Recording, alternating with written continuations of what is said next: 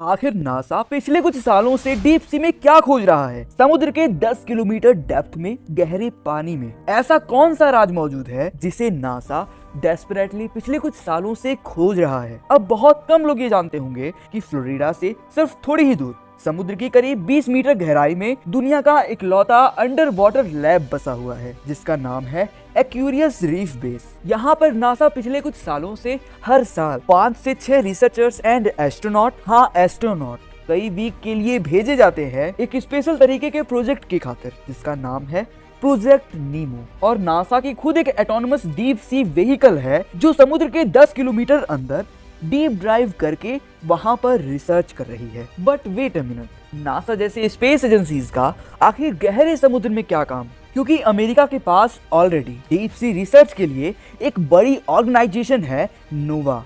तो क्या नासा को डीप सी में एलियंस के कुछ प्रूफ्स मिले हैं या फिर अर्थ पर कोई ऐसा बड़ा डिजास्टर आने वाला है जिसे नासा के साइंटिस्टों ने ऑलरेडी फील कर लिया है? वेल, एक फेमस फिजिसिस्ट ने एक बहुत ही इंटरेस्टिंग बात बोली थी कि अर्थ का सिर्फ 2/3 भाग ही समुद्र से घिरा हुआ है, लेकिन आज हम मार्स एंड मून के सतह के एक एक नक्शे और उसके एटमॉस्फेयर के बारे में हम अपने समुद्र से ज्यादा जानते हैं। इट मीन्स समुद्र के सतह पर पहुंचना और वहां पर रिसर्च करना इतना डिफिकल्ट है।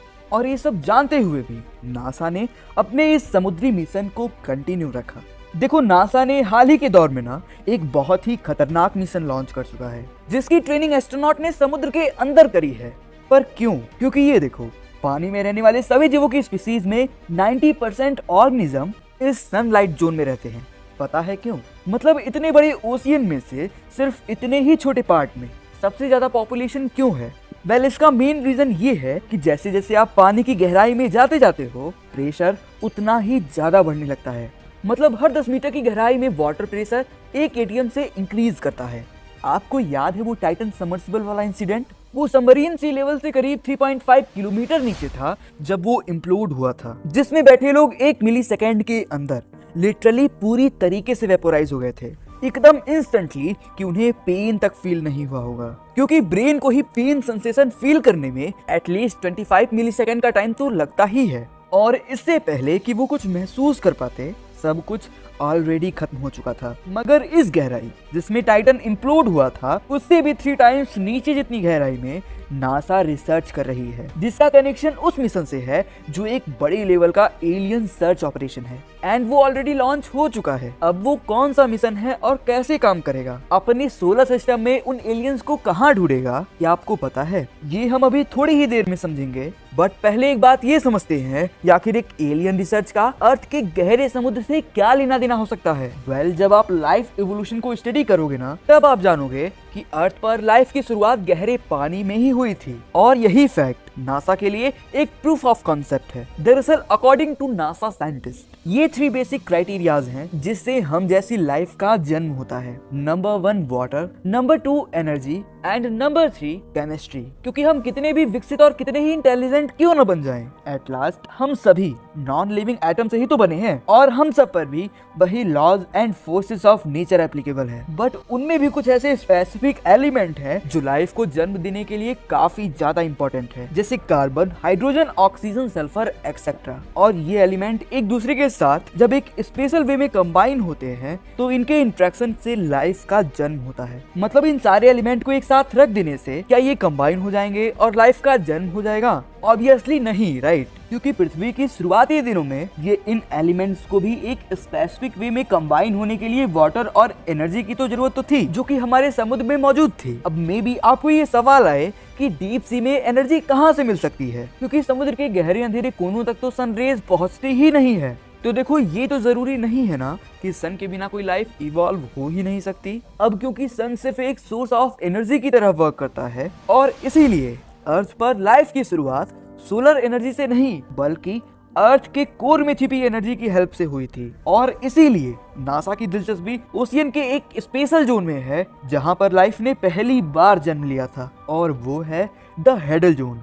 अब देखो ये हेडल जोन साइंटिस्टों के लिए इंटरेस्टिंग इसलिए था क्योंकि हेडल जोन ओशियन का सबसे निचला वाला पार्ट होता है जो समुद्र तल को टच करता है। कहीं कहीं ये हेडल जोन इतना गहरा होता है कि वो 11 किलोमीटर तक अंदर होता है, जहाँ पर ये केवल डेंजरस टेरेन भरे होते हैं। मतलब यहाँ पर हाइड्रोथर्मल विंड्स पाए जाते हैं जो एक तरीके से अंडर वाटर वॉल्केनोज की तरह होते हैं, और ये जब फटते हैं तब उबलता हुआ पानी साथ में मिनरल्स और लावा स्टीम रिलीज होता है। मतलब कुल मिलाकर ये अंडर वाटर गीजर या हॉट स्प्रिंग की तरह होते हैं जिनसे निकला हुआ पानी का टेम्परेचर करीब 400 डिग्री सेल्सियस तक हो जाता है। और मैं आपको ये बात फिर से याद दिला दूं कि ये सन से नहीं, हमारे अर्थ के एक्सट्रीमली हॉट कोर से आई एनर्जी ने पृथ्वी पर लाइफ को जन्म दिया था। इसी एनर्जी की वजह से सबसे पहले कॉम्प्लेक्स बायोमोलिक्यूल जैसे प्रोटीन, लिपिड्स, आरएनए जैसे कई मॉलिक्यूल का फॉर्मेशन हुआ, जिसने फिर फर्स्ट यूनिसेलुलर बैक्टीरियाज और वायरसेस को जन्म दिया, जो फिर लाखों करोड़ों सालों के म्यूटेशन और इवोल्यूशन के बाद मल्टी सेलुलर प्लांट्स का फॉर्मेशन हुआ। मतलब ऐसे शुरुआत हुई थी लाइफ की हमारे पृथ्वी पर, जिससे आज इंस्पायर होकर नासा दूसरे प्लेनेट पर लाइफ की खोज कर रहा है। सो अब आता है अगला सवाल कि आखिर वो एग्जैक्ट कौन सा स्पेस ऑब्जेक्ट है जिस पर हमें बिल्कुल ऐसे ही सिमिलर कंडीशन मिल सकते हैं। मर्क्यूरी सन के सबसे करीब है, वीनस बहुत ही ज्यादा एसिडिक है, मार्स इसको तो हम ऑलरेडी स्टडी कर रहे हैं, जहाँ पर दूर दूर तक हमें लिक्विड वाटर का नामो निशान तक नहीं मिला, और उसके बाद वाले प्लेनेट सारे गैस जाइंट हैं जिससे वहाँ पानी क्या जमीन ही नहीं है। अब देखो वो गैस जाइंट तो नहीं, बट उनके कुछ मून्स जरूर एप्लीकेबल हो सकते हैं। इट मीन्स जुपिटर का फोर्थ लार्जेस्ट मून यूरोपा, जहाँ नासा के डेटा के हिसाब से हमारे पृथ्वी के जैसा ही एक सिमिलर साल्ट ओशियन यहाँ पर भी हिडन है। 1979 में वॉयजर्स मिशन, 1989 के गैलीलियो मिशन में जब यूरोपा के कुछ क्लोजेस्ट इमेजेस लिए गए थे, तब पता चला कि वैसे तो इसका सरफेस आइस से कवर्ड है, बट जुपिटर के स्ट्रॉन्ग ग्रेविटी की वजह से इसका सरफेस स्ट्रेच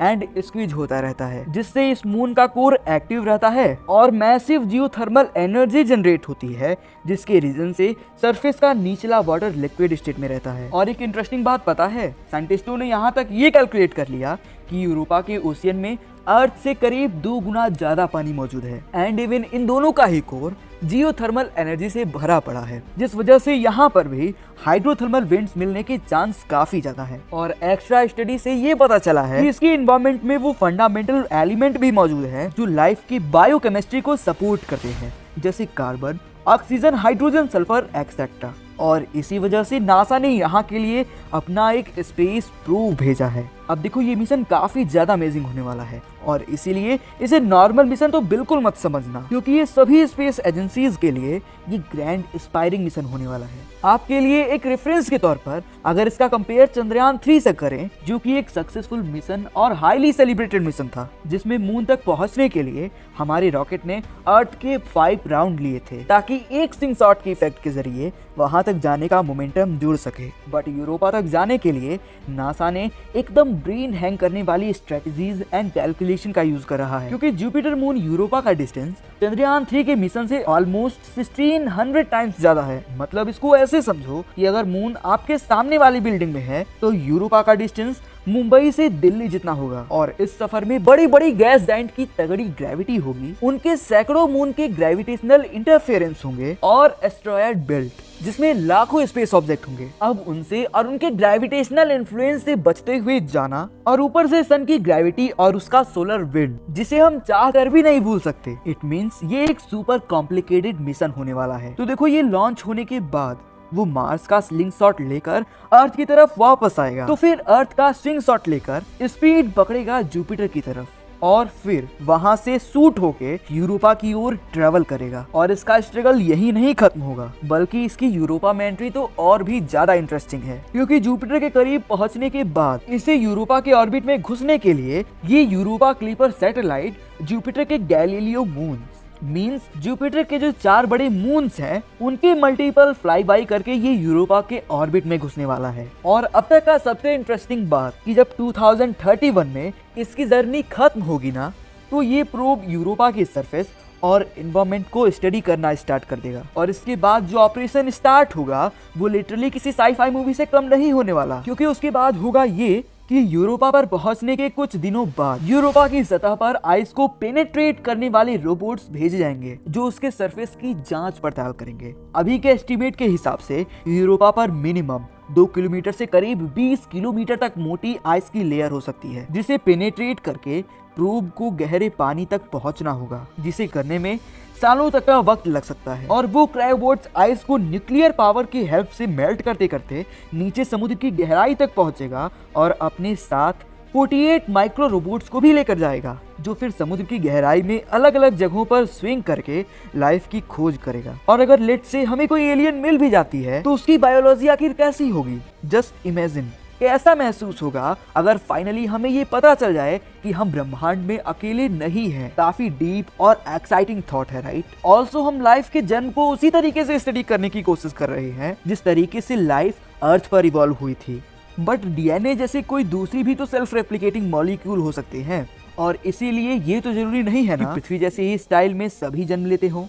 लाइफ के जन्म लेने के तो और भी कई तरीके हो सकते हैं जो अब तक हमें नहीं पता, और इसीलिए हम अर्थ वाले मॉडल के आधार पर हम अपनी खोज को जारी रख रहे हैं। बट जिन एडवांस सिविलाइजेशन की खोज हम अदर प्लेनेट पर कर रहे हैं, ऐसा भी तो हो सकता है कि वो एडवांस सिविलाइजेशन हमारे पास्ट में भी एग्जिस्ट करते थे, या फिर हमारे बाद जो भी एडवांस सिविलाइजेशन पनपेंगी क्या वो हमारे फॉसिल्स को खोज पाएंगे। मतलब उनसे पहले भी एक एडवांस सिविलाइजेशन इस पृथ्वी पर एग्जिस्ट करती थी, क्या वो कभी जान भी पाएंगे? वेल, इसका आंसर ना काफी कॉम्प्लिकेटेड है, क्योंकि आप खुद ही सोचो कि मतलब आज के करोड़ों सालों पहले ट्रिलियंस की तादाद में डायनासोर्स पृथ्वी पर घूमा करते थे। बट क्या आप गेस कर सकते हो कि अभी तक उनके कितने फॉसिल्स मिले हैं? वेल, 32। मतलब समझ रहे हो फोसिलाइजेशन कितना रेयर फिनोमिनन है, जिसे हमने अपने इस वाले वीडियो में डिटेल एक्सप्लेन किया है, जो आपको स्क्रीन पर भी देखने को मिल सकता है। तो फ्रेंड्स, आज के इस वीडियो में बस इतना ही।